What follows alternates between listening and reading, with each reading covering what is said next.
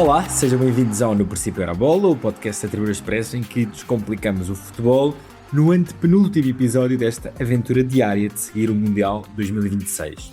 Hoje, sábado, é dia do encontro que ninguém quer disputar, a partida pela medalha de bronze. França e Inglaterra medem forças em Miami e vamos debater sobretudo se este desafio ainda faz sentido existir. Sou Pedro Barato e comigo tenho o Rui Malheiro. Olá, Rui. Viva Pedro, viva Tomás, cumprimentos a todos que nos ouvem. E Tomás da Cunha. Olá Pedro, Rui, um abraço a todos também. Este verão, tenha sempre à mão o aliado para um verão em grande, com o guia Super Praias Expresso. Descubra as melhores praias de Portugal, com recomendações do Boa Cama Boa Mesa, para os melhores sítios onde dormir e comer nas proximidades. Super Praias Expresso, grátis com o jornal, já nas bancas, com o apoio Alentejo Caiado de Fresco. Expresso, liberdade para pensar. A UEFA livrou-se do jogo do terceiro e quarto lugar já no Euro 1980, portanto, antes sequer de Portugal se estrear na competição, mas a FIFA vai mantendo este encontro, do qual, sinceramente, não me parece ter saído qualquer embate que tenha ficado na memória coletiva, pelo menos nos mundiais relativamente recentes. Rui, ainda faz sentido ver este jogo? Não creio, e basicamente a memória coletiva que criou tem a ver com a seleção portuguesa, obviamente 66 e 2006, aí não estou a recorrer à numerologia como alguém o fez no pré-mundial, e sobretudo o jogo de 2014, porque foi a debacle, já tinha sido diante da Alemanha, mas depois acabou por ser confirmada diante da Holanda, do Brasil de Scolari, e são esses os pontos charneira, se quiseres, daquilo que são os jogos entre o terceiro e o quarto lugar no campeonato do mundo. É um jogo sem história. Creio que ainda mais em 2026 não faz sentido que haja.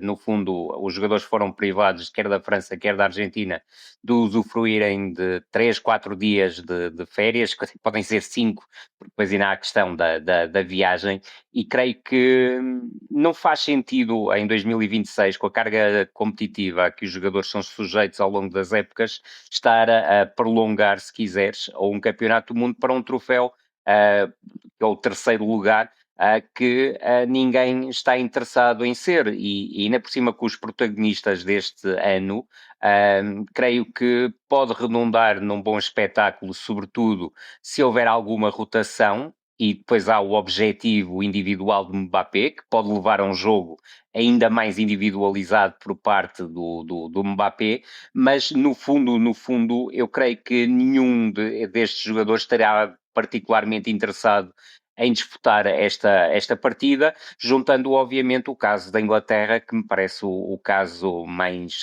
forte, se quiseres, é que Tuchel não vai tirar nada de particularmente bom deste jogo, mesmo que rode a equipa. Eu creio que depois de falhar a final, depois daquilo que foi a sua comunicação para fora na meia-final, depois de tudo aquilo que pudemos ler e ouvir e ver da imprensa britânica, eu creio que mesmo que ganhe, ninguém tirará da memória porque é que a Inglaterra não está na final do Mundial 2026, e creio que olhando para aquilo que é a partida de hoje, não me parece mesmo que vá trazer algo de espetacular, algo que crie uma memória fantástica que iremos guardar para o futuro. Provavelmente será mais um dos jogos que se apagará da nossa memória. Tomás, e esta sensação de encontro que ninguém quer disputar, eu creio que se agrava ainda mais este ano, porque são duas equipas que chegam aqui altamente marcadas pelas grandes desilusões que tiveram recentemente, por razões um pouco diferentes. França vinha com todo aquele entusiasmo e foi muitíssimo inferior. Inglaterra esbanjou uma liderança com uma postura a roçar o lamentável, portanto esse precedente das meias finais ainda torna este jogo mais um castigo, quase diríamos.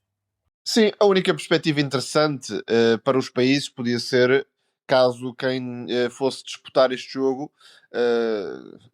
não tivesse grande historial em mundiais, por exemplo, um Noruega-Suíça, e a partir daí o jogo talvez tivesse algum interesse para as seleções e para os jogadores. Assim, tendo em conta os calendários das principais seleções e equipas do mundo, tendo em conta que vem de derrotas marcantes, diferentes, mas marcantes ainda assim, França e Inglaterra, a única perspectiva que pode acrescentar algo ao jogo é a luta por recordes, de Mbappé principalmente, que não deverá querer ficar de fora, e a oportunidade de vermos alguns jogadores que não têm quase oportunidade neste Mundial, mas ainda assim é curto para justificar a existência desta partida, ainda por cima antes do dia da final, ou seja, é claramente um desperdício para estas duas seleções ficarem 4 dias nos Estados Unidos para disputar este jogo, que é no fundo uma herança olímpica, porque os Jogos Olímpicos tinham a sua relevância. Obviamente, o terceiro lugar nos Jogos Olímpicos dá acesso a um prestigiado prémio, a um terceiro lugar, a uma medalha. Não é o caso do futebol e, sobretudo, do futebol atual.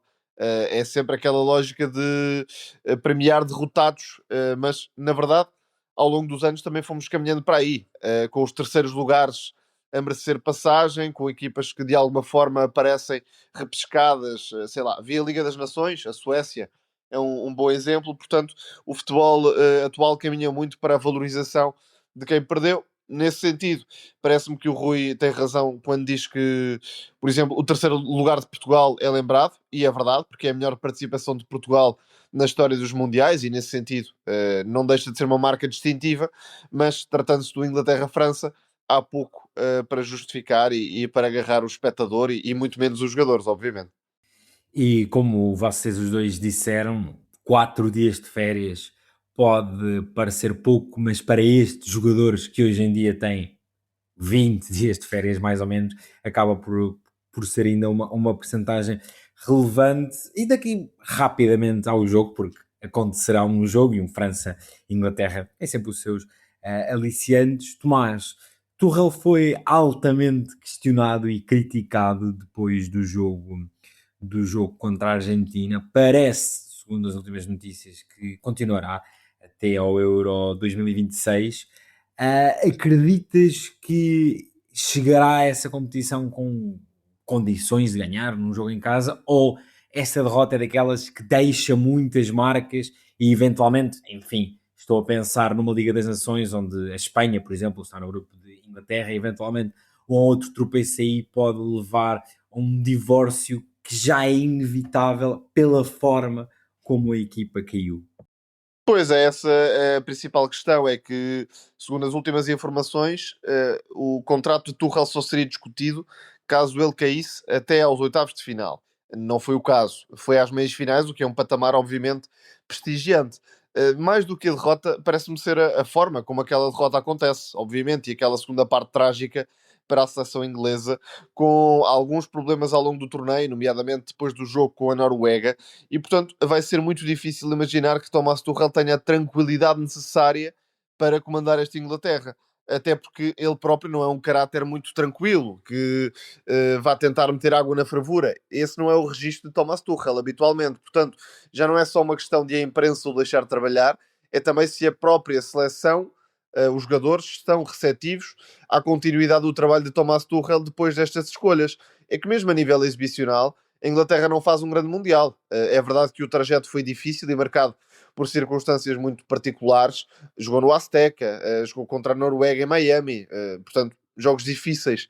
Mas futebolisticamente, lembramos poucas coisas desta Inglaterra. Há Bellingham, há Kane, há uma outra aposta mais fora da caixa que acabou por resultar, o Jet Spence, neste jogo com a Argentina, mas de facto Thomas Tuchel não melhorou nada em relação ao trabalho de Southgate, que já era feito neste registro.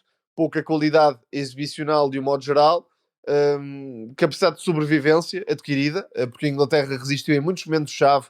Lembro-me de um gol de Bellingham no último minuto no Europeu para a Inglaterra prosseguir, por exemplo. O gol de Oli Watkins no Europeu também foi marcado na ponta final. Portanto, este registro de sobrevivência já existia na seleção inglesa, aparece mais dos jogadores do que do treinador, e depois no momento-chave a decisão de Thomas Tuchel não ajudou, nomeadamente nas substituições. Portanto, é ver, mas de facto a forma como sai deste torneio não é muito positiva olhando para o futuro, lembrando que o europeu é em casa e portanto a pressão andará em máximos históricos mais uma vez para esta seleção inglesa. Sobre o jogo, parece-me que a França, apesar de tudo, tem uma segunda linha com mais fome do que a seleção inglesa, e se as seleções forem por aí, parece-me que de facto a seleção francesa parte um bocadinho à frente para este encontro.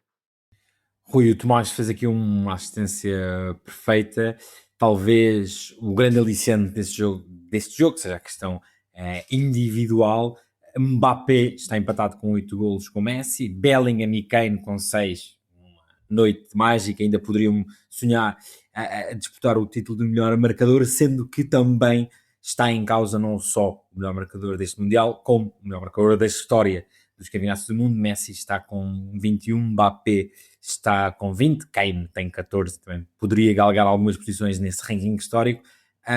Está particularmente no que Mbappé fizer em Miami, o grande aliciante para esta noite? Creio que sim, acho que é o aspecto que centra mais atenções e creio, e o Tomás já o disse, que o Mbappé vai querer jogar esta partida. Agora, aquilo que me parece mais estimulante é poder ver se calhar Cherki de início, Akliush de início, e creio que isso poderá ser o fator extra deste jogo. Do lado de Inglaterra, apesar do Kane e do Bellingham estarem na luta também por essa questão de melhor goleador do torneio, eu não sei até se os dois jogadores vão mostrar disponibilidade para disputarem o mesmo, ou seja, não sei se querem mesmo ser titulares do jogo de hoje. Aquilo que me parece importante na Inglaterra, mesmo na questão do futuro do Tuchel, é perceber também o impacto que este jogo terá nos jogadores. Ou seja, se os jogadores surgirem completamente desligados da partida, também é um sinal que passa para o exterior que há uma ruptura entre os jogadores e o treinador. Há indícios que possa existir essa ruptura. Não vou especular, obviamente, sobre isso, mas creio que, ainda por cima, com a Inglaterra a receber o Europeu de 2028, e recordando, por exemplo, aquilo que aconteceu em 1996, em que a expectativa se tornou enorme para a Inglaterra conquistar o troféu em casa e depois não conseguiu conquistar, nem conseguiu chegar à final, eu creio que é um aspecto muito a ter em conta, até porque 30 anos ainda é uma memória muito curta para os adeptos ingleses, e creio que há uma desconfiança muito grande sobre a capacidade de Tuchel e, sobretudo, volta a aparecer, e já o referimos em episódios anteriores. Este é um torneio claramente que mostra que os treinadores de clube, e sobretudo aqueles que são mais prestigiados, tiveram dificuldades de adaptação, e no caso de Tuchel, ao deixar o Cole Palmer, a deixar jogadores que poderiam trazer, Phil Foden, jogadores que podiam trazer algo de novo e algo diferente às partidas, mesmo a utilização do Saka, independentemente de problemas físicos, também trouxe exatamente o mesmo, mostrou exatamente o mesmo problema, ou seja, algum problema com a criatividade, e esse aspecto creio que pode definir uma linha para o Thomas Tuchel, porque ele claramente vendeu-nos uma ideia, e sobretudo aos ingleses, de colocar, se quiseres, o modelo de jogo e a estrutura acima, mas a carreira da Inglaterra neste campeonato do mundo viveu essencialmente das individualidades. Não vimos um jogo coletivo muito robustecido.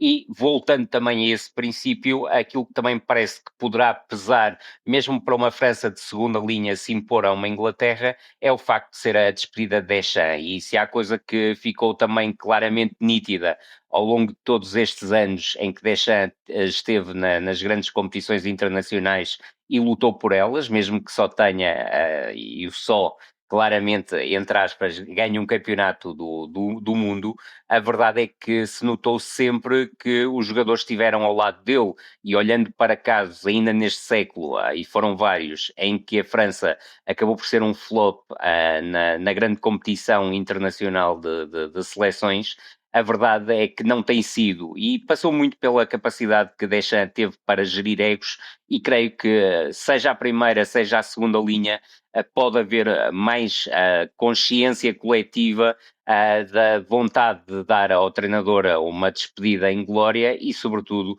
Mbappé é bem capaz de olhar para o lado mais individual do jogo para se sagrar melhor marcador do torneio e, acima de tudo, ultrapassar Messi na questão do melhor goleador de sempre de fases finais de campeonatos do mundo.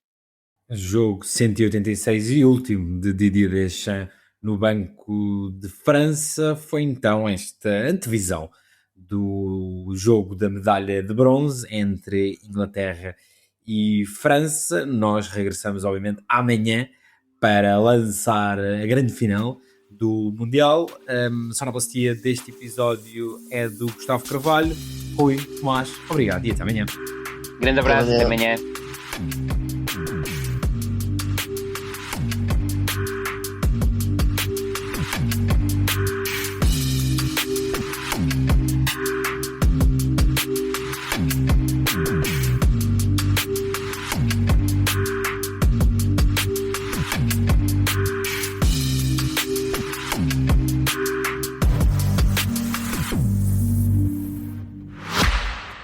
Este verão, tenha sempre à mão o aliado para um verão em grande, com o guia Super Praias Expresso.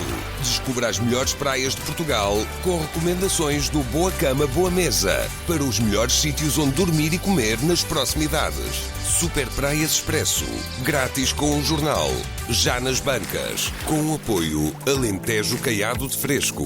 Expresso, liberdade para pensar.